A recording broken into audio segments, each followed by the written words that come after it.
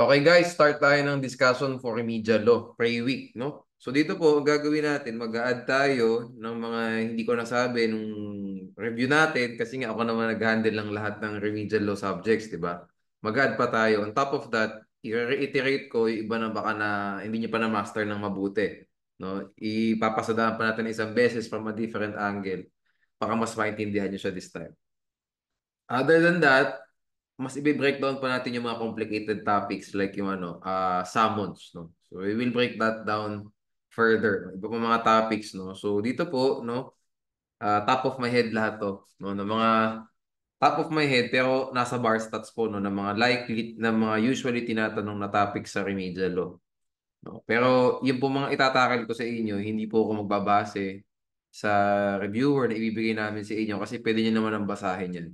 So ito po, from a different lens to, from my discussions to. No? So kung makakapag-add tayo makakapag-add tayo ng new info pa based on this discussion, mas makakatulong siya. Instead na ni-reiterate ko lang yung mga nakasulat doon tapos nag-expound lang ako doon sa mga nakasulat sa Word document or sa PDF file.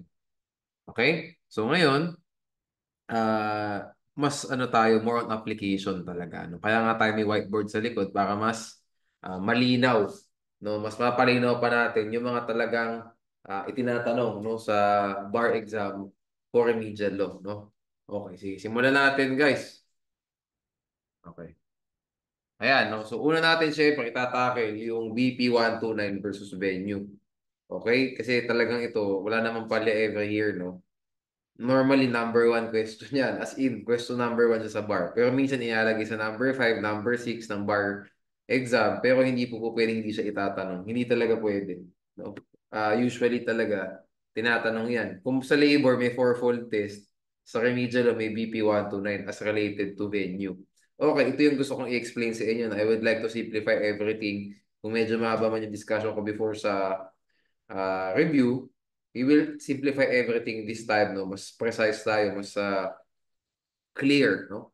Yung discussion. Kung makikita niyo po sa reviewer natin, hindi ko to ginawa sa Word document natin sa reviewer nung review season. Ang ginawa ko po dito, kung mapapansin niyo, first time gumawa ako ng parang table. But the table is different, no? Hindi ko ginawa yung sabihin natin, paano saka magpa-file, tapos saka mag-a-appeal, saka mag-petition for certiorari, hindi ganoon ang ginawa ko. No? Ang ginawa ko dito, bin-breakdown ko talaga yung BP129 as related to venue. O, as I said, sabi ko nga sa inyo, pag tinakil natin yung BP129 as related to venue, gawa natin ng example. No? Sabihin natin RTC Manila nga.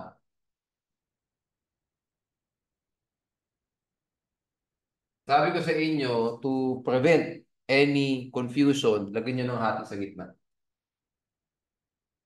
Okay? Pag sinabi mong RTC, no, automatic BP129. Okay.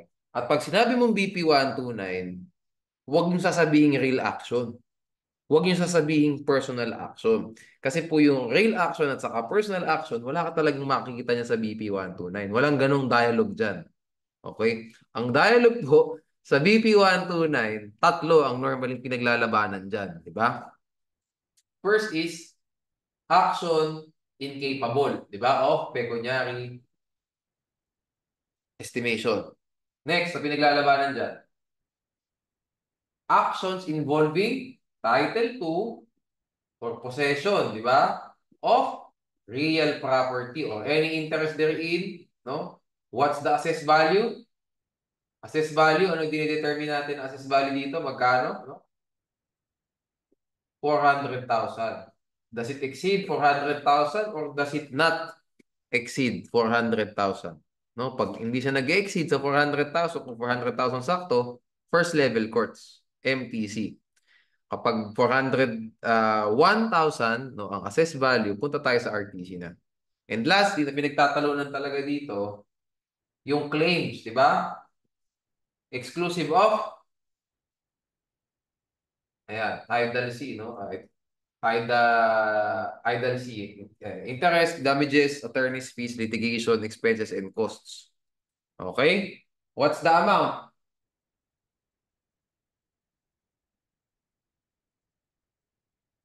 2 million. O yan po yung tatlong pinaglalabanan dyan. Kaya kayo nalilito sa BP 129 at saka sa venue dahil po dito sa pangalawang action na yan. Ang nangyari po kasi, may ganyang salita sa BP 129, meron din ganyang salita sa Rule 4 on venue. Kaya ang nangyayari po sa atin, pinaghahalo na natin yung dalawang provision, yung dalawang set of provisions na yan, yung nasa sa BP 129 at saka yung nasa Rule 4, kasi lang nakakita kayo ng same provision. Wrong. Okay? Sabi ko nga sa inyo, kung nabanggit ko man before, sometimes the best remedy para di kayo maguluhan, especially sa remedial law, is do not over correlate. Do not over-relate. Sometimes we need to understand, we need to break down, we need to address the issues separately. No, hindi po palagi para magkaroon tayo ng clarity sa inaaral natin, dapat pinagko-combine natin. Okay, hindi. Hindi po ganun palagi ang style, no? Dito po napansin ko sa remedial law, ang style minsan, we need to learn how to tackle the rules, the provision separately. Kasi napapansin ko po, no, pag ang focus nyo masyado do sa parang flowchart, paano nagka-file ng kaso hanggang sa paano mag-appeal, hindi naman kayo tatanungin ng ganun. Hindi naman kayo tatanungin ng explain the process of filing an action to appealing the decision of the court. Hindi naman ganun ang tanong sa inyo eh. Pag tinanong po kayo sa bar, blow by blow. Minsan tatanungin kayo about appeals, what's the proper mode of appeal, what's the period of appeal. Minsan tatanungin kayo, where will we file the case? Minsan tatanungin tayo, was jurisdiction over his person acquired? Di ba? Ang gusto lang po nating mangyari dapat, bago kayo tumalon, no? Kasi tandaan nyo, hindi naman ganun kahaba yung yung provisions, yung pages sa rules of court kumpara mo sa criminal law. Napakahaba po ng babasahin mo sa criminal law na crimes. 'Di ba? Yung buong codal na yun, talagang lahat ng yun criminal law, 'di ba? Pero ang civil procedure po, that's just a portion ng rules of court kasi may evidence ka pa, may criminal procedure ka pa, may spec pro, SCA ka pa, tapos nakalagay pa po sa rules of court yung sa ethics. Di ba? Nandiyan pa yan sa dulong part, no? Sa mga latter portions nung nung codal nyo. So, hindi po sa kasing haba kumpara ng criminal law. Ang nagiging problem sa atin, ninineglect natin yung ninineglect natin paulit-ulit na basahin yung rules of court, rule 1 to well, dagdag na natin yung special civil action. No? Rule 1 to 71, nire-neglect natin siya along with BP 129. Ang pinofocus natin lagi yung flow chart. The flow chart will only help you greatly. It will only greatly help you kapag nasa practice na. Kasi sa practice, syempre, kailangan, di ba, pag gagawa ka ng game plan, alam mo talaga yung buong kailangan mangyari. Pero ito, hindi naman ganun sa bar eh. Di ba? No? So, yun lang naman ang point ko, no? Tatanungin kayo sa bar ng blow by blow. So, dapat when you answer, understand blow by blow, step by step. Bago kayo pumunta, so what I'm trying to say is kung may 10 steps po sa procedure, bago kayo pumunta ng step 2, bago nyo isipin, sa flowchart sa isip nyo yung step 2, dapat master nyo yung step 1. Okay, so parang video game lang yan. Before you go to step 2, dapat hasang-hasa ka sa step 1. Lahat ng monsters doon napatay. Okay, lahat ng monsters so na-beat mo bago ka pumunta ng stage 2. Otherwise, pag mahina ang foundation mo ng stage 1, in this case yung BP 129 as related to rule 4, the rest, babawian ka. Okay, parang law school lang yan. Pag hindi maganda foundation mo ng law school, kahit anong review natin sa bar exam, mahirapan tayo. Of course, hindi naman siya automatic na hindi maganda magiging result mo sa bar exam, di ba? Pero syempre, iba yung matindi yung foundation nung law school. Nag-aaral talaga ng mabuti, hindi nagpabaya. He did everything or she did everything she can possibly do to pass law school. Pagpunta mo sa bar exam na yan, mas may edge yun. Same thing po sa remedial law. No? Ulitin ko to, no? Nabanggit ko na to ilang beses. No? Kung di nyo man to narinig sa akin before, I would like to reiterate. Ang remedial law po, no? Ang remedial law, ah ano siya, hindi po siya ganun kahirap. Okay? Ang hirap lang po kasi sa kanya, hindi natin siya alam paanong aralin ng tama. Kasi iba po ang way ng pag-aaral ng first year ng subjects ng poly, criminal law, civil law, compared sa remedial law. Okay? Kasi nga, sa civil law, especially, no, mahaba po ang civil law. Ang ganda naman sa civil law, kahit mahaba, ano yung concepts? Maraming concepts. And pag pupunta ka na ng wheels, likely hindi ka na pupunta ng sale, sabihin natin. Ganon, no? So, parang ano siya, marami man siyang isang civil code, napakakapal man, kailangan mong aralin lahat yan. Ang ganda lang po, pag talaga nasa isang subject ka, isang topic ka, like property, malamang mag-focus ka lang dyan. Pag tinanong ka ng right of way, doon ka lang. Pag tinanong ka ng easement of light and view, doon ka lang. Di ba? Pag tinanong ka ng is the river susceptible of appropriation, doon ka lang. 'Di ba? Unlike po sa remedial law, ilang beses ko na sinasabi to, everything goes back to step one. Okay? Okay. So on in another lens, maganda nga na gumagawa ng flowchart. Kaya sinasabi ko nga no, from my perspective na lang no, at saka sa mga naging tinuruan ko no, kasi nag one on one ako before no. Ang hirap kasi tumatalon tayo agad. We're always jumping to the next step. We're impatient. Yun, no? Sa ano na rin siguro to, nature na rin ng tao ngayon, medyo ano na tayo, we want everything as fast as possible. 'Di ba? The tip of our hands, kailangan napasa atin yung gusto nating bilhin, gusto nating ma-access, gusto nating mapanood. Dapat hindi na ganun kahaba yung pinapanood natin. Dapat in 1 minute masabi lahat ng gusto nating malaman. Baka po baka po nako-convert, ganun din ang appreciation natin sa remedial law, which is wrong. We need to be patient sa remedial law. Kasi pag naging patient kayo, bago kayo pumunta sa next stage, Rule 2, Rule 6, Rule 7, Rule 8, Rule 9, Rule 10, and so on, pag maganda yung foundation nyo ng BP 129 and Rule 4, mas magiging madali si inyo later on. Hindi nyo na siya kailangan balikan ulit. No? Kasi tandaan nyo, you can only read di ba may listahan ng mga exclusive original jurisdiction cases ng RTC. May listahan yan, di ba? Mayroon pang about sa maritime claims, mayroon about sa yung Court of General Jurisdiction, di ba? Mayroon dyan about sa gross estate, di ba? Marami yan no? You can only read that so much. You can only read those pages of your caudal so much. Hindi po ganun ang paraan para maging magaling sa remedial law. No? Reading will not solve it. Reading cases will not solve it. No? Iba po talaga sa political law, kaya natin basta maging matyaga tayo sa pagbabasa ng kaso. Kahit paano magiging mataas ang grade natin sa bar exam, especially sa Consti 1. All about reading cases yun, for the most part. Okay? Yan ang hirap sa remedial law. Not because the subject is not understandable. No? Ang nangyayari, hindi tama yung diskarte sa pag-aaral. Diploma o diskarte? Anyway, joke lang. Okay. In this case, para makapag-oath-taking ka at makapirma ka sa Roll of Attorneys at makapasa ka sa bar exam, kailangan mo ng diskarte.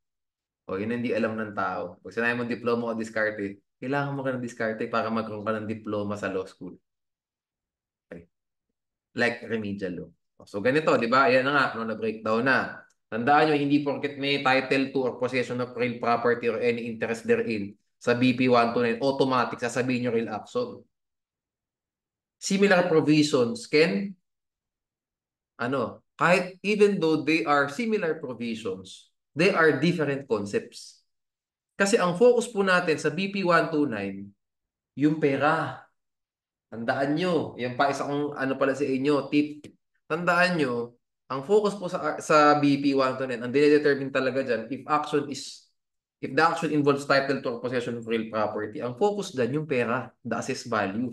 Wala kang makikita ng assessed value sa Rule 4.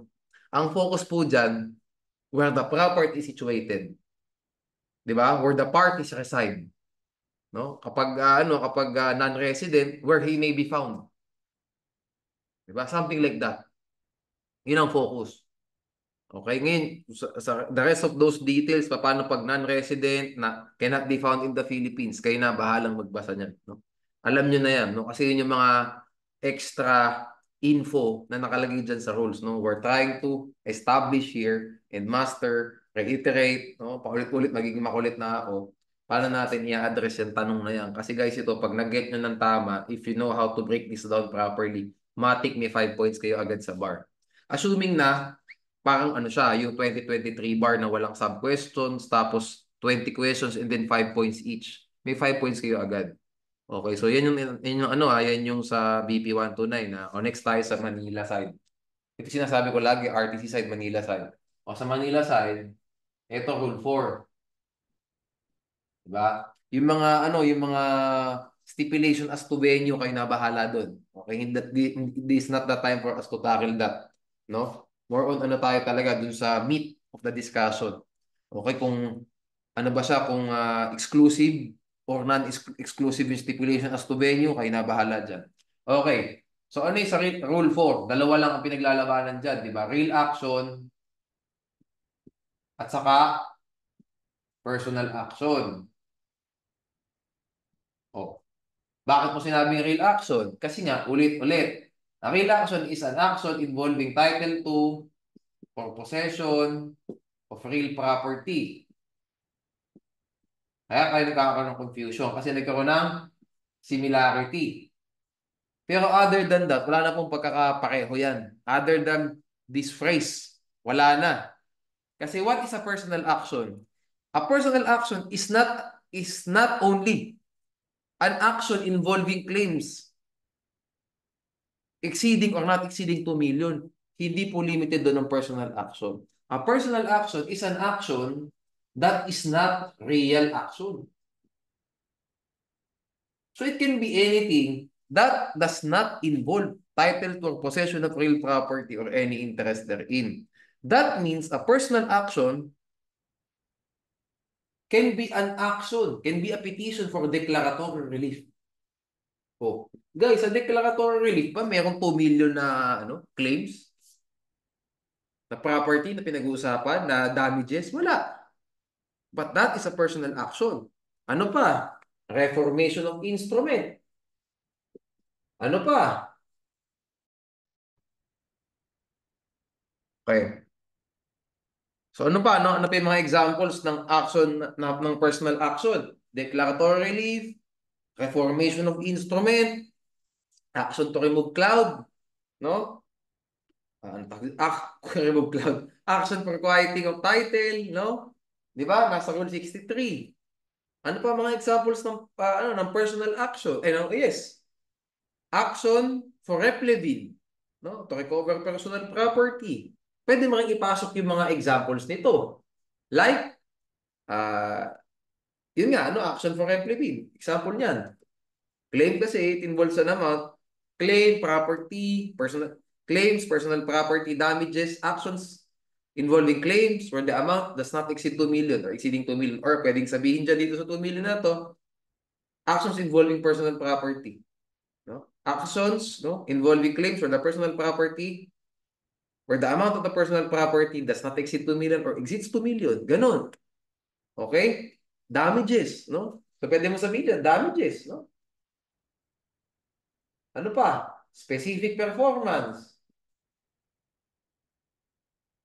Ano pa? Ayun nga, collection suit. Yan, di ba? Ano pa personal action? You get the point. Alam niyo, you know what I'm trying to, get across you guys. Okay? So, ano pa isa? Damages. Di ba? No? So, iba po talaga. No? They are totally different principles. It just happens na nagkaroon ng magkaparehas. Inistakan ko na yun. But everything is different. No? So sabihin natin, kung gusto natin pag-combinein talaga, kung nalilito talaga kayo, pag sinabi mong personal action, pwede siyang mapunta sa action incapable. Di ba? Specific performance is an action incapable of pecuniary estimation. On top of that, not real action siya. Personal action siya. So pag sinabi mong specific performance, ano yung ano niya? Ano yung sa BP129 sa yung BP129 niya? Ano siya? Incapable, di ba? Incapable, na ink na lang. Okay? O pag sinabi mo naman rule 4, personal. Ubuuin natin yung istorya. Dahil incapable na pecuniary estimation yan, pag specific performance, saka magpapile ng kaso, RTC. Yung RTC side, sa RTC ka. Kasi incapable of pecuniary estimation. Saka magpa-file, where will you file the action for specific performance? Where the plaintiff or the defendant resides. Residence. Dina-determine mo methodically. Okay? Remember that. No? Kapag sinabi mo naman collection suit, hindi siya incapable. Di ba? Capable, ano siya, it is an action involving claims, no? Amounting to 2 million ba? Exceeding 2 million? That does not exceed 2 million. You get the point. No? Pero personal action siya. So pag sinabi mong venue, pag sinabi mong rule for automatic residence sa pinag-usapan natin dyan, hindi yung where the property is situated. Okay? Sana po nag-get, no? Yun. So, I think I was able to drive my point across na. What I'm just trying to say, will reiterate it again and again. Pag gusto nyo i-determine saan court magpa-file, if you want to determine which court will exercise jurisdiction over the case, BP129, RTC side. Okay? Doon muna tayo. No? Kasi baka, ang presumption ko sa bar nyo, hindi nyo na matatanungin yung venue eh. Malamang tatanungin din yung, yung court with the proper jurisdiction. So pag tinanong yung court, BP129, focus there. Wala dapat tayong makikitang real action, personal action dyan na nakalagay. Focus kayo sa tatlo na yan.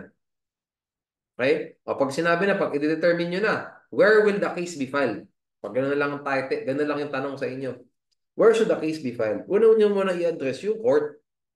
Side ng court, BP129. O, tackle nyo yung tatlo na yan. Kung ano mo yung applicable. No? Yung tatlo. Yan. O, sabihin natin, tapos na, no? Na-determine nyo na MTC or RTC yan, as the case may be. Punta na kayo doon sa Manila side.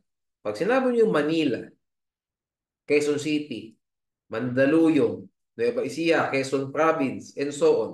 No? Rule 4 lang kayo. Pag sinabi niyo Rule 4, dalawa lang ang titingnan nyo dyan, di ba? Real action or personal action. Ala dapat kayong makikita sa sagot nyo na incapable of pecuniary estimation when you talk about the Manila side. Because that is an irrelevant principle for the purposes of determining venue. Rule 4 kasi. Wala kang makikita kang incapable of pecuniary estimation na nakasulat sa Rule 4. Real or personal lang. I hope I think, no, I-drive ko naman na yung point ko sa inyo. Let's move to the next topic. No? Sa ano tayo?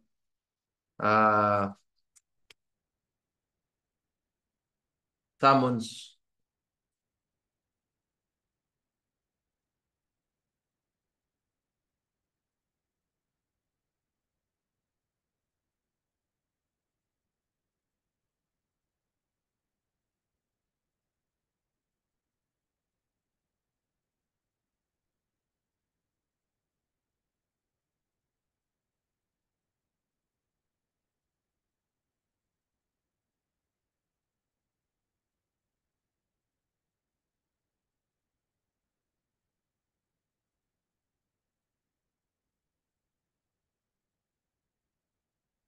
Next, sa summons, no?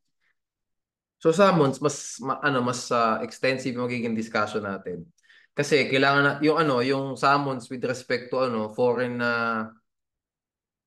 corporations, no, whether exercising business, whether transacting business in the Philippines or not, hindi yan ang focus nung discussion ko ngayon. Kasi napansin natin, no, sa mga bar questions naman previously, ang focus po talaga pag summons ang tinakil, whether either individuals po yan in the Philippines or domestic corporations. Why? Kasi yan naman talaga yung issue normally in the Philippines, no? Paano mag-serve ng summons, no? sa nakatira sa Pilipinas or paano mag-serve ng summons sa domestic corporations. No? Hindi naman, mas madalas po yung kumpara sa service ng summons sa mga foreign corporations. No? Okay, sige. And ano, it's complicated din kasi, no? Kasi mahirap. It's magastos, no? Pag foreign corporation na transacting based in the Philippines, walang resident agent, mahirapan talaga, no? So wala pong choice. Pag nangyari yun talaga, na foreign corporation na transacting based in the Philippines, no? Mahirap po talaga mabawi. Kung ano man yung kinuha nun, ng foreign corporation na yun, no? Kung ano man yung claims against that foreign corporation. Kasi nga, summons pa lang mahirap na eh. No? And ang hirap, we're trying to reach someone outside of the territorial jurisdiction of the Philippines. Di ba? Mahirapan tayo dyan. Anyway, so focus tayo sa individuals residing in the Philippines, no? At saka ano, doon na lang tayo sa personal service at saka sa substituted service. Hindi ko na isasali yung extraterritorial. Okay? Hindi muna kasi I don't want to confuse you so much. Anyway, kasi nasa reviewers naman natin yan. Okay? I don't want to confuse you too much. I want us to focus ngayong nagle-lecture ako sa inyo. I want to focus talaga dun sa basic. Na natanong nung 2022 bar, tinanong nung 2022 bar yung substituted service of summons. I forgot kung nung bar ko tinanong. No?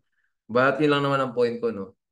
Focus tayo dun sa dun sa interplay niyan kasi ika-factor inyo pa yung yung defendant is unknown, di ba? Or yung yung whereabouts niya unknown. Tatakal pa natin yan, di ba? I-determine pa natin kung papasok pa natin yan o yung those temporarily outside of the Philippines, pag tinakil pa natin yung pag sinali pa natin, masyado ng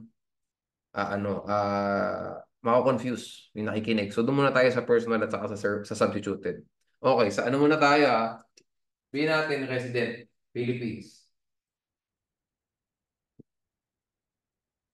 Okay, ganito, no? Ito ata di ko ginawa before. I like doing yung parang comparison na ganito.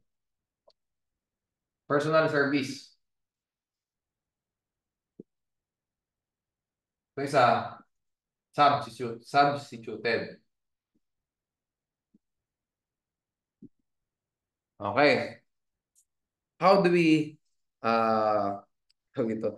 Paano tayo magko-conduct ng personal service sa isang resident ng Pilipinas? 'Di ba? Two ways. Isa is handing, 'di ba? At pangalawa, tendering ang tawag diyan. Oh. Paano po nagkakaroon ng handing? Hindi pag nakita yung defendant, hand a copy to the defendant and inform him that he's being summoned. Okay? Ganun po yun, no? Babasahan ka basically nung um, sheriff. Kung sheriff man na magsaserve nung no? Nung summons. Okay.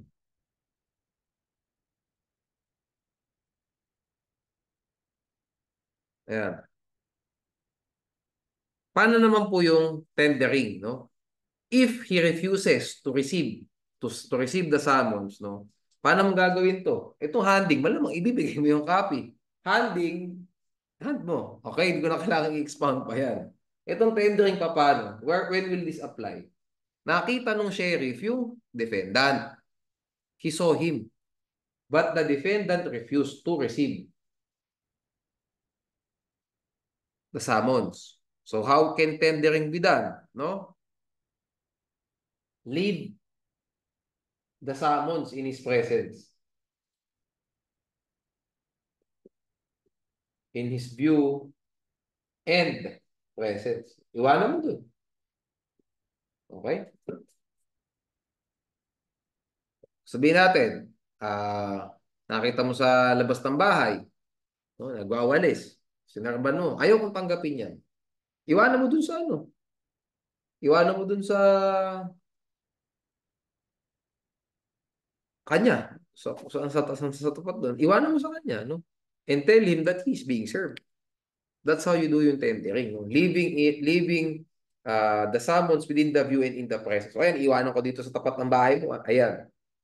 Probably, common sense naman, ilagay naman ng sheriff sa tamang lagayan naman. Huwag naman ilalagay sa sahig. Diba? So, hindi magandang tingnan yun sa ano.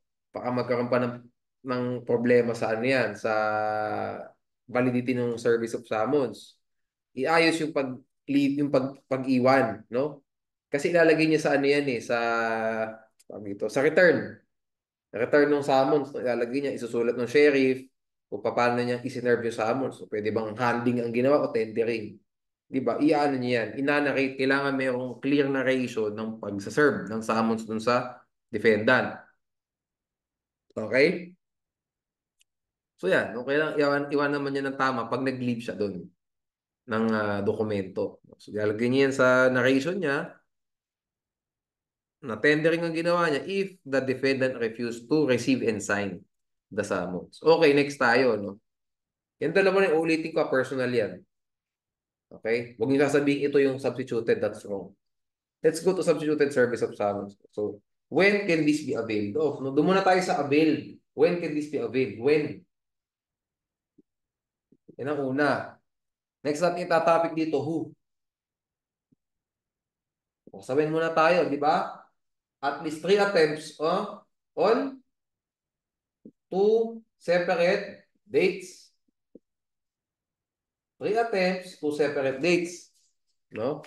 So basically, isang umaga, isang hapon, isang umaga. Okay? Pero alam nyo, tedious nga yan. Sa totoo lang. Ang ginagawa ng iba, 3 attempts, 3 separate days. Pwede rin po yun. Okay? Kasi syempre, ba't naman babalikan ko pa the same day? Di ba? Balikan ko na lang siya. Pag di mo tinanggap ngayon, balikan kita bukas. Pag di mo nakuha ngayon, balikan kita bukas.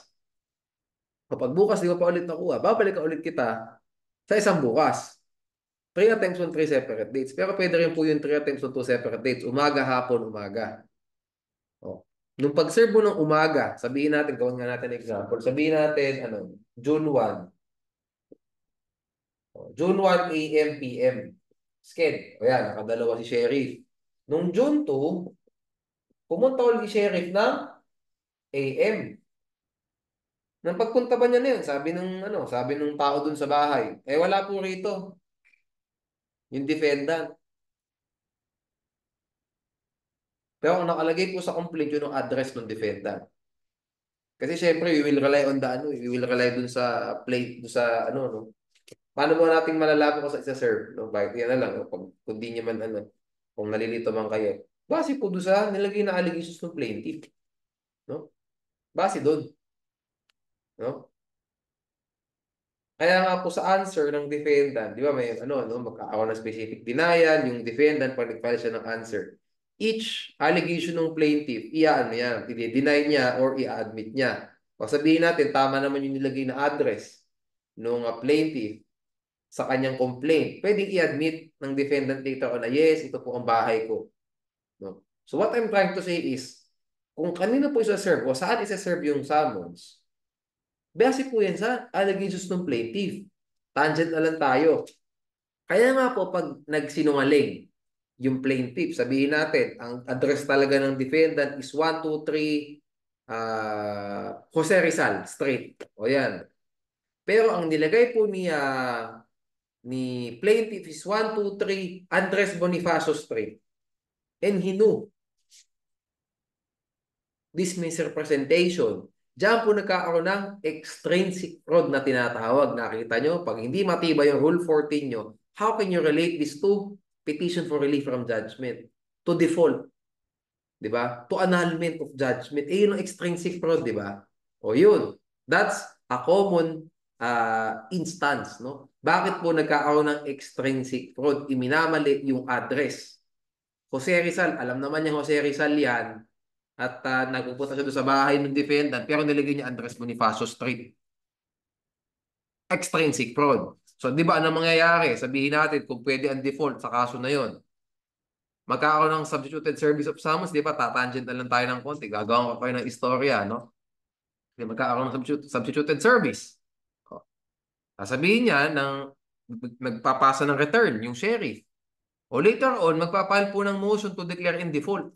Yung plaintiff, granted, sabihin natin granted yung motion, and then later on, the court issued an order of default. O pag nagkaroon na ng order of default, pwede na mag-present ex parte yung plaintiff. Diba? Diba? Siyempre, malamang sa malamang, mananalo.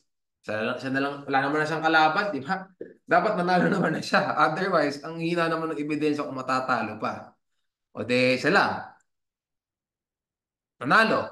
Later on, sabi natin, after a couple of years, biglang nalaman ng defendant, natalo pala ako sa kaso, hindi naman ako na-servan ever. There goes yung annulment of judgment. Napagtahi-tahi natin. No? Pag ba nagbasa ng cases, would we be able to link everything? Probably. Pero sinasabi ko sa inyo, bago nga magbasa ng cases, bago kayo magbasa ng chair's cases, kailangan ganun.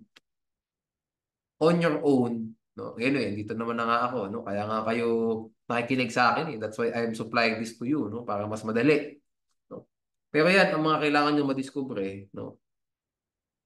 On your own. Kasi the cases, hindi naman po ganito ka-breakdown, ka-simple din at ka-basic yung mga sinasabi. Kasi sa Supreme Court cases, complex po talaga yung facts. Di ba? At hindi naman po lahat ng issues itatakil. Kasi syempre, ang itatakil lang po dyan, kung anong issues raised ng parties. Di ba? Civil case to eh. Hindi naman to criminal case that the whole record is open for review eh. Di ba? Civil case, kung ano man yung sinabi ng issues lang ng parties, yun lang yung itatakil natin. Anyway, so you get the point. No, ngayon, balik tayo ulit. Oh. 3 attempts on 2 separate dates. June 1, AM, PM schedule, pumunta si sheriff sa bahay. As stated in the allegations of the plaintiff sa complaint niya. June 2 AM schedule, bumalik siya ulit, wala pa rin daw, pwede ka nang substituted service of summons. Substituted service of summons, SSS pala yan. Ito naman isa PSS, personal service of summons. Okay? So, ganun po, no? Hindi kailangan ng 4th attempt. First attempt, wala. Okay, pag-ibigyan kita. Second attempt, pag-ibigyan kita, wala ka pa rin. On third attempt, pag wala pa, iwanan ko na, magkakaroon na tayo ng substituted service of summons. So, natakala natin yung when, no? When can you do this? Now, let's tackle yung who can receive the summons in case of substituted service of summons.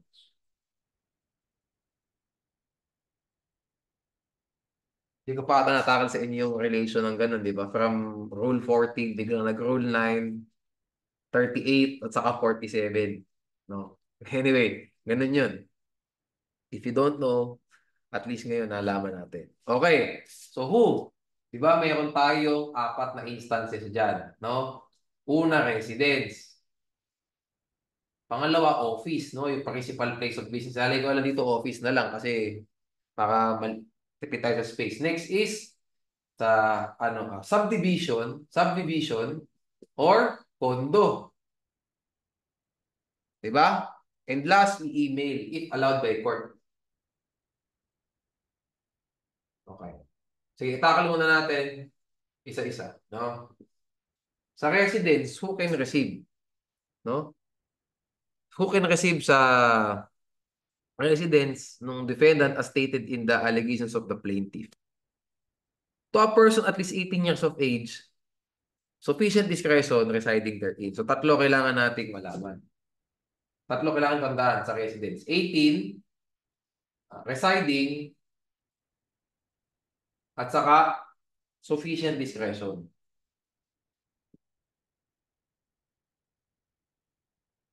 Pag sinabing sufficient discretion, the person knows the importance and the consequences, the importance of receiving the summons and the consequences in case the same was not received by the defendant. Yun po yung sufficient discretion. Anyway, kung matatanong man kayo dyan, probably hindi sa sufficient discretion eh. Feel ko matatanong kayo, kung medyo pahihirapan kayo sa SSS, di ba dito sa substituted, kung papahirapan kayo dito kayo tatanungin. Sa residing. No? Paano kapag nagbabakasyon? Binigay sa nagbabakasyon yung summons. Was there a valid service of summons? The answer is no. Kasi dapat residing therein. O attorney, pag ba sinabi, paano pag sa katulong? Well, i-assume natin, sabihin natin yung katulong, stay in doon. O di tama, no? Well, ano pala, ayusin natin, no? Pag sinabing domestic worker, sabihin natin, oh, siyempre, alam naman natin, di ba? Sabihin natin yung amo umalis, no? Na ano, no? Umalis, out of town, no? May trabaho, o bumuwi ng probinsya, wala doon sa bahay. Kasi na naiwan doon yung ano, house helper, domestic helper. Okay. Tingnan nyo kung ano ba yung qualifications. Di pag walang qualifications. Yung personal circumstance nung domestic helper, no? Kasi tandaan nyo, hindi pag sinabing domestic helper, hindi automatic 18, guys. Di ba? Nakalagay naman sa kasambahay law, no? If may memory serves me right, labor standards, kahit na under 18, pwede na maging kasambahay. At least 15. Diba? Child worker, pwede. Hmm. O, paano pag yung kasambahay hindi naman pala stay in? Paano kung ano lang, umuwi tuwing gabi? Hindi siya residing doon. Hmm. O ngayon, no? Paano pag wala siyang sufficient discretion, no? Hindi niya naintindihan ano ba yung consequences ng summons na to? Na ano ba ang pagkakaiba ng summons sa ibang mga telephone bills, water bills, electric bills, no? Solicitation letters na natatanggap ng amo. 'Di ba? Kasi may ganun eh. Baka hindi natin alam kung anong mas kahalagahan ng pagkakatanggap ng summons kumpara sa importante naman matanggap ang kuryente, 'di ba? Mapuputulan sila. Pero mas importante yung summons, 'di ba? Kasi yan, possible liability in court yan. Possible liability against a person in court, no? So, different levels siya of importance. So, gano'n, no? Titingnan nyo, kasi gano'n po yung usual na magiging scenario, di ba? Kung sa bahay man na-serve, tama man yung bahay, kanino ba normally iwanan yung dokumento? Di ba? Sa mga empleyado dun sa bahay, driver, house helper, di ba? Security guard, no? Kung doon niya, kung mayaman, no? Sa doon iwanan. You get the point, no? So, tingnan niyo yung qualifications na yan. Very important. O ngayon, sa office, ano po? Pag sa office, competent person in charge. Ito po, mas simple. Why? Ang tatandaan niyo lang po dyan sa office, no? Yung salitang in charge. Kasi malamang kung ikaw ang in charge sa opisina, competent ka. Opisina yan eh, place of business yan. Kung ikaw ang in charge dan, pag wala yung boss mo, aba malamang competent ka. Di ba? It doesn't, minsan talaga kailangan ng common sense, ano eh. You need to use, di pala you need to use, no? You need to prevent yourself from overthinking, from overanalyzing. You need to think of examples na, paano ba? Within the ordinary course of nature, no? What I'm trying to say is, ano ba, yung realistic na nangyayari sa totoong buhay. Hindi pwedeng yung defendant may opisina tapos ang ilalagay niyang tao diyan na tatao na magiging in charge diyan, hindi competent. That is against the laws of nature. Okay, laws of nature. That's against reasonable movements in life. Hindi mo malamang competent. So, kailangan yung malaman dyan, guys. So, kailangan yung matandaan pag office. Ito, di ko natakil ata to before. No? Ito, mas bibigyan ko kayo ng insight. Yung salitang in charge. Why? Kasi po sa isang opisina, maraming empleyado, lalo na kung profitable, di ba? Profitable yung opisina, yung business. May janitor, may security guard, may sekretarya, di ba? May clerk, no? Sino pa ba andyan, no? May sales agent, di ba? And so on and so forth, you get the point. Tandaan nyo, ang dapat tong hanapin nung sheriff na mag-serve, the person in charge. Sino ba in charge dyan? Nakalagay din po sa Rule 14, to the person who customarily receives correspondence in the office. O sabihin natin, ang usual po na tumatanggap ng sulat ay yung security guard. no? Yung CQ ni Sir, no? Yung security guard ni Sir. Baka pwede yun.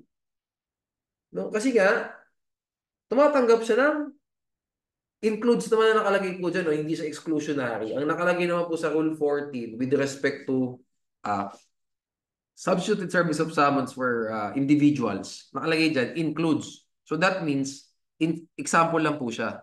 Hindi lang siya ang pwedeng pagbigyan. Sabihin natin na tumatanggap ng letter, ng kuryente, ng wifi bill, no? Telephone bill, yung sa plan, yung bill ng plan, 'di ba? Yung asok juice ni Sir, no? Yung membership dues sa golf club ni Sir. Ang tumatanggap din security guard. Included po siya sa pwedeng tumanggap. Siya lang ba ang pwedeng tumanggap? Hindi. Sino ba ibang taong in charge dyan? Yung sekretarya. Di ba? Ang gusto ko lang po i-drive across sa inyo, sabihin natin, apat ang empleyado. May sales agent, may sekretarya, may security guard, tapos merong janitor, no, tagalinis ng opisina, ng place of business. Ang tumatanggap ng sulat yung security guard. Tapos sa sekretarya, siya yung in charge.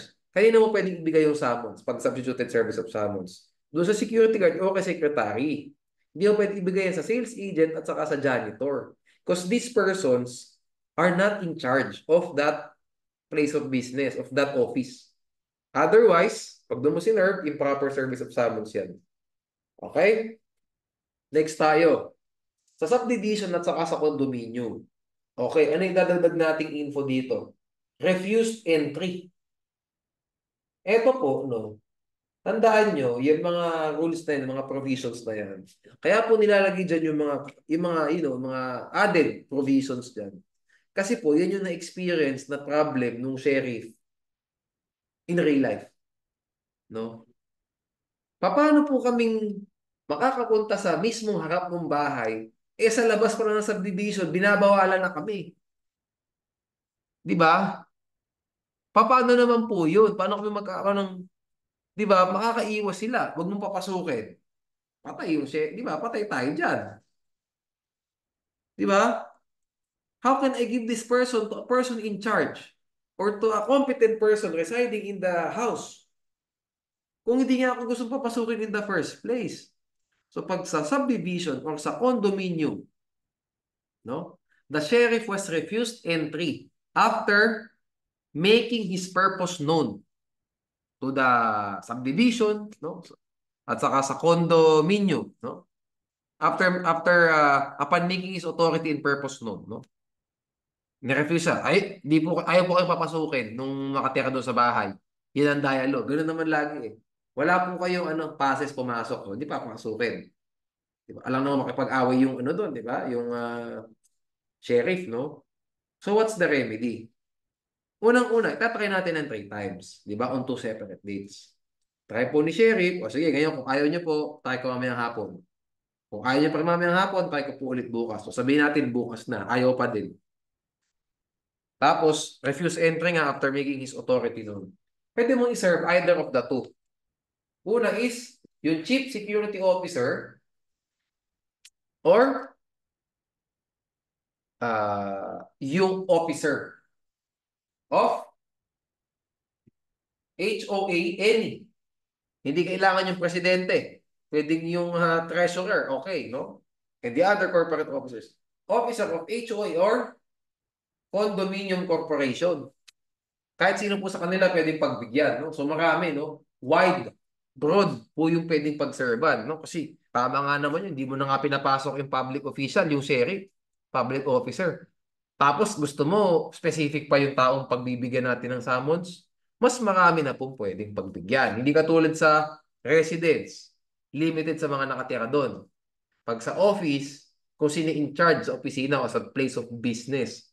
Pag sa subdivision, sa labas ng subdivision yan, o sa condominium, hindi mo na pinapasok after niya sabihin na siya po si sheriff at mag-serve siya ng summons dun sa nakatira sa loob, no? Sa building nyo o sa subdivision nyo. Mas marami kang pwedeng pag-servan.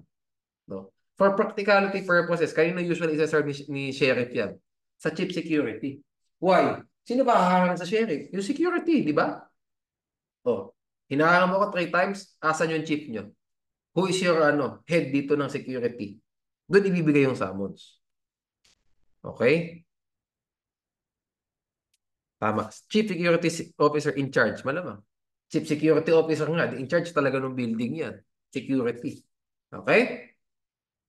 Ayos tayo. Give. And lastly, email if allowed. So, pag po email, no, tandaan nyo, hindi pwede na direkta. Sabihin natin, naka 3 attempts on 2 separate dates. No? AM schedule, PM schedule, and then the next day. Hindi po automatic. Pwede nang mag-email service yung sheriff or yung plaintiff.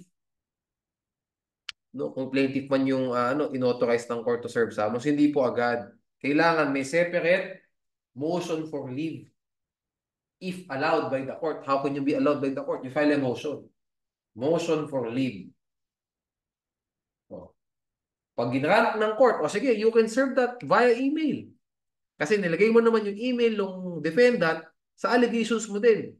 O di-serve mo via email. Pwede yun. If allowed by the court. So, paano po kayo tatanungin dito? Siyempre, hindi naman tayo tatanungin ng dito. No? Masyadong complicated sa last part. Ang possible tanong po dyan, no? Pwedeng after maka-3 attempts on 2 separate dates, hindi nag-file ng motion for leave yung plaintiff. Nag-email agad, email service. That is invalid. Kasi kailangan, you must have a separate order by the court granting your motion to serve this via email. Kung wala, invalid service of summons. Okay. Tapos na tayo ha sa individual defendants, no? Sa mga tao nakatira sa Pilipinas. Okay, individual defendants. Sige, next. Magpalang resident of the Philippines, individual defendants na lang. Individual defendants.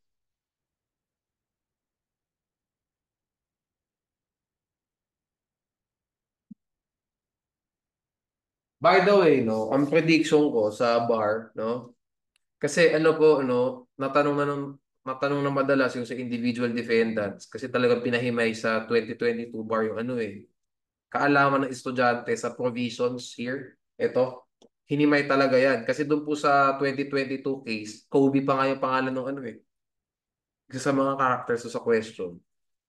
Sa hotel, sinerve. Hotel. No? Kasi, parang nagstay in ng ilang araw yung defendant sa hotel. Oh, pwede bang mag-substituted? Mag-SSS sa desk sa front desk ng hotel, no? Asan ba yung salitang hotel dyan? Resident, office, subdivision, condo, email. Diba? Wala, no? So, yun po yung tanong doon. Which leads me to my point, no? Ang feel ko pong matatanong sa atin sa bar, ngayon, sa summons, kung papahirapan naman tayo sa corporation na. Okay? Domestic corporation. Okay?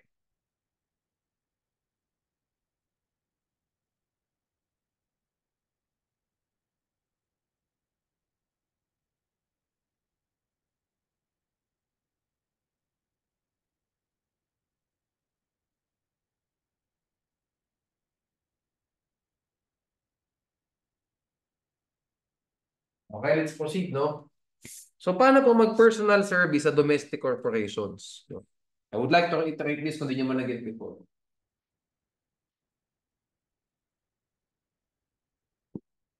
First way, you serve it saan? I-hand mo yung copy kanino? Kay President, kay General Manager, kay Managing Partner, MP, sino pa ba? In-house counsel, in-house, corporate secretary, or tama ba ako, treasurer?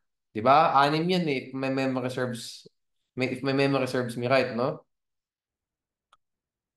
Yes, tama ako, no? So, yan.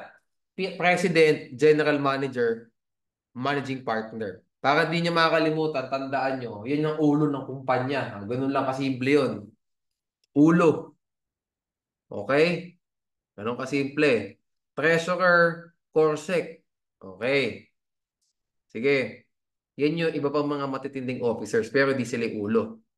And then in-house counsel. Bakit po sa in-house counsel pwede mag-serve? Kasi yung abogado ng kumpanya. Di ba? Siyempre si attorney nakakaalam. Ano ba ang significance ng summons na yan? So ideally, isa-serve, pwede mo rin i-serve kay in-house counsel. That's a valid service of summons. Personal service. Okay? So kahit na hindi po siya ano, kasi tatlo yun eh, three-headed monsters, di ba? Three-headed monster ang kumpanya, no? Tatlo ang basically big three nila doon sa sports. Ang big three nila is si President, si Corsec at saka si Treasurer. Okay, sige. So plus in-house counsel. Sige. Next tayo. In case absent, if one, one. If one is absent to any of their secretaries. Personal to, tandaan nyo. Pag yung secretary, kasi alam nyo ba't kayo nalilito rito? Sa individual defendants kasi yung secretary, substituted. Di ba? Pero tatandaan nyo, yung secretary sa domestic personnel yan. Even on the first attempt. O si President, pumunta si Sheriff. Andito ako sa labas ng opisina ni Presidente ng kumpanya. Sabi ng sekretarya, wala po siya dito, may meeting po sa labas sa ibang kliyente, sa business partner o sa business deal, no? May business transaction. Sino yung ando sa opisina? Yung sekretarya. Yung sekretarya nakausap nung sheriff. Pwede sabihin ng sheriff, o sa'yo ko lang ibibigay. Tapos ang usapan, may personal service tayo. On the first attempt, tandaan nyo ha, on the first attempt. O pangatlo, paano, sabi ko naman na rin to before, paano kung si President and so on, yung anim na officers na yan, dinala din niya sa meeting outside of office yung sekretarya. Kasama niya, siyempre, kailangan niya ng assistant doon, di ba? Hindi naman pwedeng siya lang ang pupunta. Wala yung sekretarya din. If one and two are absent, two persons who customarily receive correspondence in the office. Kaya kinalito ulit, may ganyan din sa ano, 'di ba? Sa individuals. Saan naman yung competent yung customarily receive correspondence na yan? Nasa pag sa opisina, 'di ba? Competent person in charge includes, 'di ba yan? Person who customarily receives correspondence, nakalagay yun doon, no? If my memory serves me right, no? Kaya po kayo nalilito. Parang doon lang sa BP 129 at saka sa ano, sa venue. Meron kasing similar phrases, similar sentences. Kaya kayo naman, tendency nyo, automatic, iniisip niya pag domestic corporation, kapag secretary, matic substituted. Wrong. Okay? Personal yan. So ngayon, sa dito tayo sa substituted tayo, no? So when? Same thing po. 3 attempts on 2 separate dates. Okay? Hindi pala, dapat pala kayo na sinabi ko email, hindi pala who yun, how pala yun. O so how pala dapat, how. Hindi pala dapat who. Maligin na ako sa individual defendants, nila ko who. Dapat how. O, how do you serve this ng SSS? SSS. O. Isa lang yan, email. If allowed by court.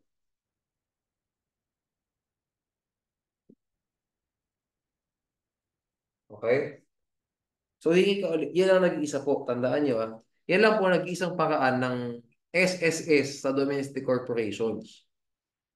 Okay? Email if allowed by the court. So ulit, hihingi tayo ng separate, papile tayo ng separate motion for this one or leave of court to allow the service of summons via email to the domestic corporation. Once nag-grant na po ng court yung motion, okay, saka pa lang pwede mag-email service. Service via email. No? Bakit po ganyan, no? Tingnan na lang natin wisdom, bakit po ganyan? Ito po kasi, no, pinadali po yung proseso ng pagka-serve ng summons sa domestic corporation. Pinadali siya. Kaya po yung secretary, yung itong customarily receives correspondence, inilagay siya sa personal service side. Para hindi na mag-three attempts on two separate dates yung sheriff. Why? Tingnan natin real life experience na lang. Is the president of a corporation that accessible? No? Di ba? Na pag may pumuntang sheriff, agad-agad andyan si president. Di ba? Hindi po siya ganun ka-accessible. Alam natin yan. Okay? Di ba? Kasi laging may meeting, may business transaction. Kadalasan, wala dyan sa lugar. Wala dyan sa office. So anong hirap po dyan kapag ang kailangan nating hanapin lagi si President, si in-house counsel, and so on. Pag sila kailangan nating hanapin, alam nating mga busy, mga tao na yan, laging substituted ang mangyayari. Pag sila lang at sila lang ang kailangan nating mahanap lagi. Di ba? Kung wala ka tayong choice, di ba? Siyempre, ubus lagi ang oras ni Sherry. Kasi automatic, puro SSS ang gagawin. Wala na naging personal. Kasi di ba napakadalang na magkakaroon ka ng chance na mamimit mo face-to-face yung president o yung in-house o yung treasurer and so on for you to hand the copy personally to him or her. Kaya po nilagay na dito sa side na to pati secretary at saka itong person who customarily receives correspondence. Para talaga isahan na lang. O wala yung presidente, sekretarya niya. Wala yung sekretarya niya, wala lahat ng sekretarya dyan. Kahit sino dyan, wala, ni isa. Dito. O sino ba yung person na customarily receives correspondence sa isang kumpanya? Normally yung sa baba, yung sa lobby, di ba? Kung malaking kumpanya, sa lobby. Di ba? Pwedeng yung front, pwedeng ano, yung front desk officer yan or yung guard. Kung sino man, no? Kung sino man ang nakalagay dyan. Pwedeng yung guard, no? Guard man ang nakatao doon sa front desk or yung ano, yun nga, front desk officer. Okay, yung parang ano yung parang sa ano sa ano tawag dito? Yung mga naka-uniform, you get the point. You get you get what I'm trying to say. Okay? Yung tao sa lobby at mga tanggap na sulat ng kumpanya, no, yung laging kinakausap ng mga magpapaano ng pagpapasok ka doon sa company ng walang ID o kukuha ka ng ano doon, ng special number, di ba? Para makapasok ka, bibigay ka ng government ID sila. Doon mo isa-serve yung summons. Kung wala talaga lahat nung nasa 1 at saka sa 2. Personal na siya lahat. O ngayon, sa individual defendants, bakit siya ni-retain? No?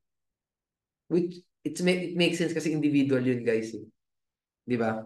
Individual yun. So, mas maganda, masuri. Hanapin talaga natin yung tao. Napafile natin ang kaso, di ba? Kasi hindi naman siya ano eh, hindi naman sa artificial being, hindi siya juridical being like a domestic corporation. Tao talaga siya, natural person. So ideally, maibigay talaga doon sa tao na napinailan siya ng kaso.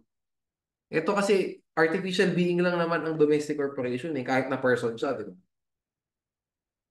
No? So mas ano, on top of that nga, di ba, hindi kasi accessible to mga, syempre matataas na tao yan, di ba, mga corporate. Hindi sila accessible. Dali natin, ipasok natin secretary sa kayong number 3. O di, tinan nyo, napaka, ano, di ba? Sobrang extreme circumstance na lang magkakaroon ng. Tandaan nyo to. If you can get anything from this discussion so far, ito, gusto kong mag-get nyo. Sa exam, sa bar exam nyo, kapag domestic corporation ang defendant at summons ang topic, guys, ay, napakadalang, napaka-seldom, super extreme na ito magiging sagot nyo. Nakasabihin nyo, SSS po ang gagawin natin sa domestic corporation.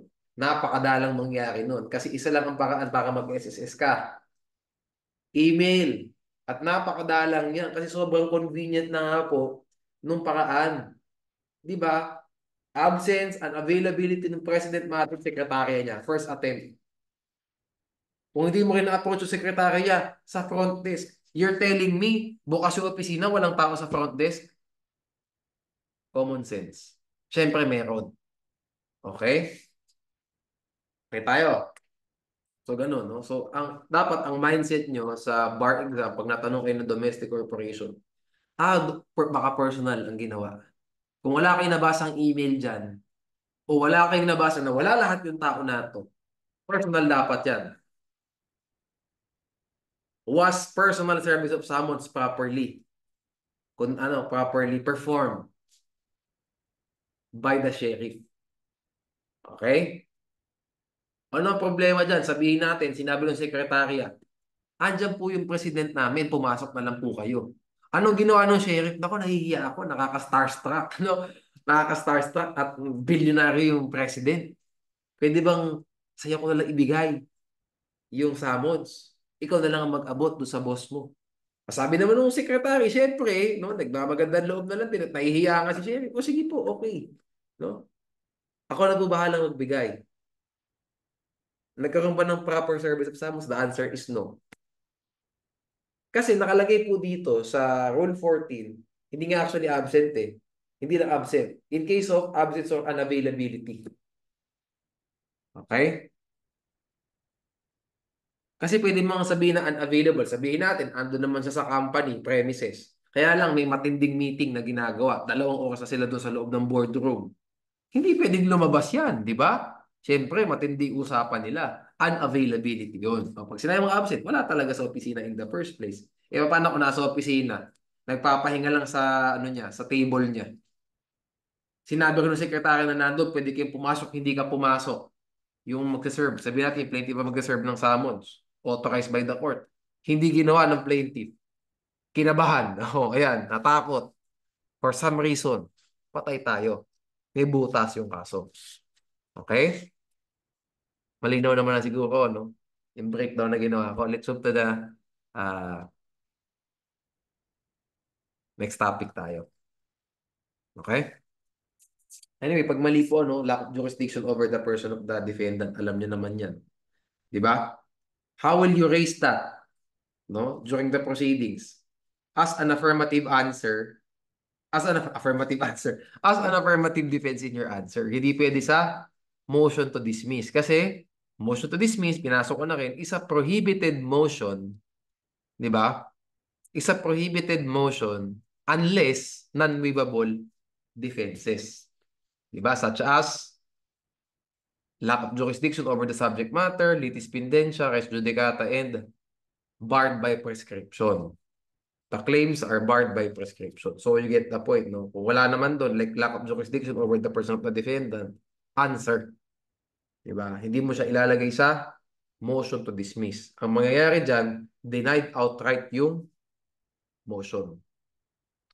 Okay? Natakal ko na rin, no? Pinasok ko na rin kasi baka, ano, baka testingin kayo, no? Kasi alam naman natin yun na that's a basic, ano na, basic discussion na po siya, no? So baka hindi rin naman itanong sa bar. Pero assuming lang, no, testingin kayo, no? Kung talagang alam niyo yung basic principle na wala na talaga, bawal na motion to dismiss dito as a general rule sa Pilipinas ngayon, be careful na lang din. Okay? Paano pag ang ginawa, in-include motion to dismiss based on lack of jurisdiction over the person of the defendant, tapos may lack of jurisdiction over the subject matter, same motion. Pwede yung i-deny outright din. Denied outright, bakit? That's a clear provision of the rules. And you violated it. Denied outright. Prohibited yung motion mo. Diba? Anyway, you get the point. No? Paano pag no, medyo pahirapan kayo? 2 grounds yung isa, permissible ground like lack of jurisdiction, yung isa naman like payment. Ay, di pala. Di pala. Payment, di naman motion to di naman yun, di naman ground yun. Sabihin natin yun nga, lack of jurisdiction over the person of the defendant, naglagay ng improper venue. Failure to comply with the condition precedent. Yan ang mga pinaglalagay. Alam niyo namang bawal yan. Ipinasok doon. Outright denial yung motion to dismiss. Kasi you fail to comply with the rules. Okay?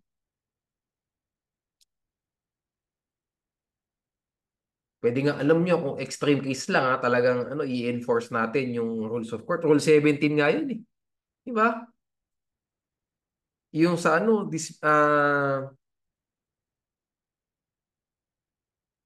Sa dismissals, no? Rule 17, I need to be careful with that one. Ano yung mga four grounds dyan na pwedeng i-dismiss outright ng court yung kaso? Section 2, if my memory serves me right. Apat, failure to prosecute, di ba?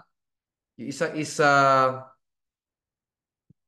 failure to abide, failure to follow, failure to comply with an order of the court, failure to follow the rules. At saka isa is uh, failure to present wait, I need to be careful with this one. Sandali lang. Ah, I have to be careful nga na mali ako kaya kayo kapinos. No? Naalala ko mali, parang mali ata yung section number na sinabi ko, mali nga. Section 3 pala. Kasi section 1 is dismissal upon notice, di ba? By the plaintiff at saka yung next is dismissal upon motion by the plaintiff. So section 3 sinasabi ko, dismissal due to the fault of the plaintiff. So four grounds, di ba? Failure to prosecute, yun. Tapos yung the failure to appear, di ba? On the date of the presentation of the evidence in chief. Tapos yung sinabi ko ngayon, tama naman, yung failure to comply with an order of the court at saka yung failure to comply with these rules. So kung sabihin nga natin, extreme case talaga, pwedeng i-dismiss ng court outright yung kaso eh. Kasi hindi ka nagko-comply sa rules. Di ba? Nakalagay na nga dyan, motion to dismiss. Bawal maglagay ng improper venue. That's basic, di ba? Basic provision under the rules. At kung extreme pa ulit, pwede nga magkaroon ng possible disciplinary case to no? Truth be told, no? Even if that is unfortunate, pero pwedeng magkaroon ng kaso. Kasi why? Gross ignorance of the law. Di ba? Possible disciplinary action siya. Kasi ba't ka naman mag-include improper venue nakalagay na ang bawal? Di ba? Di ba? Di ba parang it's a gross ignorance, di ba, ng isang abogado na magpapasok pa ng ganun, nakalagay na ang bawal under the amendments sa civil procedure. So you get the point. No? Medyo nag-tangent na tayo, pinasok ko lang. Para just in case lang po, no, baka testingin kayo sa motion to dismiss ng basic question, baka malito tayo pag ganun ang ginawa. Baka sabihin kasi ng iba, disregard yung sinabing improper venue at saka yung failure to dito, lack of jurisdiction over the person of the defendant. Tapos ang i-consider lang on the motion, in the motion to dismiss, yung lack of jurisdiction over the subject matter. Mali yun. No? The whole motion will be denied, hindi dismissed. Kasi pag sinabi mo dismiss kaso. Okay? Pag sinabi mo motion, denied. Okay? So, you get the point, no? Sige. Ayun. No? Next topic tayo, no? I hope I was able to deliver my point across na dito sa Rule 14.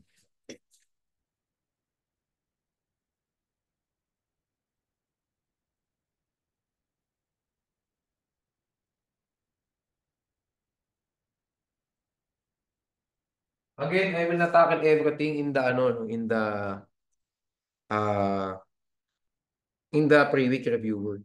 And especially hindi talaga dun sa main reviewer na ginawa natin nung nung talagang review season, no? Kasi abutin tayo ng siyam-siyam dito. Ang gusto ko lang po i-tackle dito sa remedial law, no, napansin ko naman, no, you don't have to add, hindi po katulad to ng labor law na marami tayong, paano ba? Maraming kailangang i-add ng i-add. No. Sa pansin ko sa remedial law, kailangan natin more than anything is reiteration. No.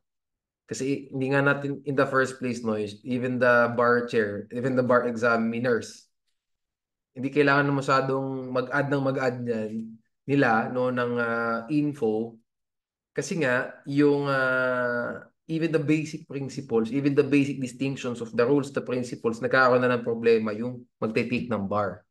So ba't pa natin kailangan lagyan ng napakaraming recent cases ng you get the point, no, ng bar Q&A, ba't pa kailangan pang ilagay yung mga ganon, no? Yung basic distinctions, basic comparisons between similar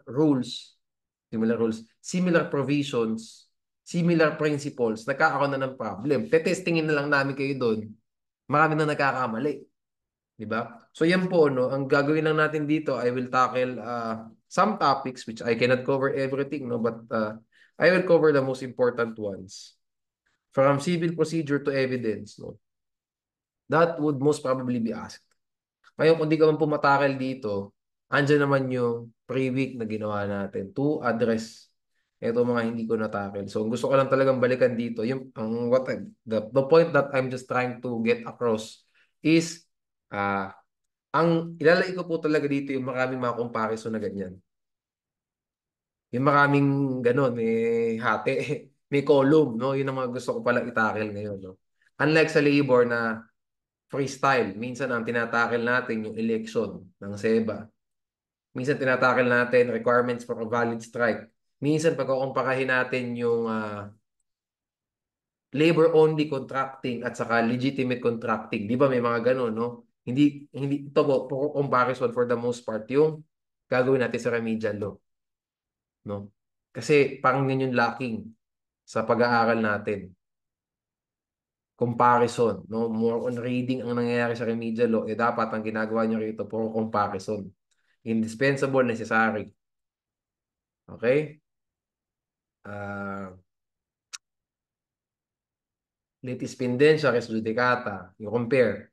As compared to forum shopping. May pangatlo pa. Ano pa? Certification against forum shopping versus verification. Di ba ganyan po dapat eh? Compulsory counterclaims versus permissive counterclaims. Bail as a matter of right. Bail as a matter of discretion. When bail must be denied. Tatlo. Columns.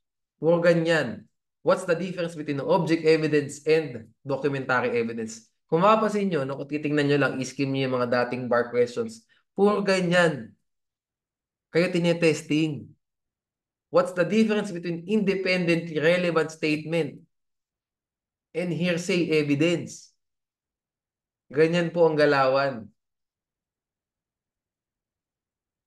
Okay? Sige. Anyway, you get the point, no? That I'm trying to provide you. No? So, puro ganun lang po yung magiging topics natin for the most part dito sa remedial. No?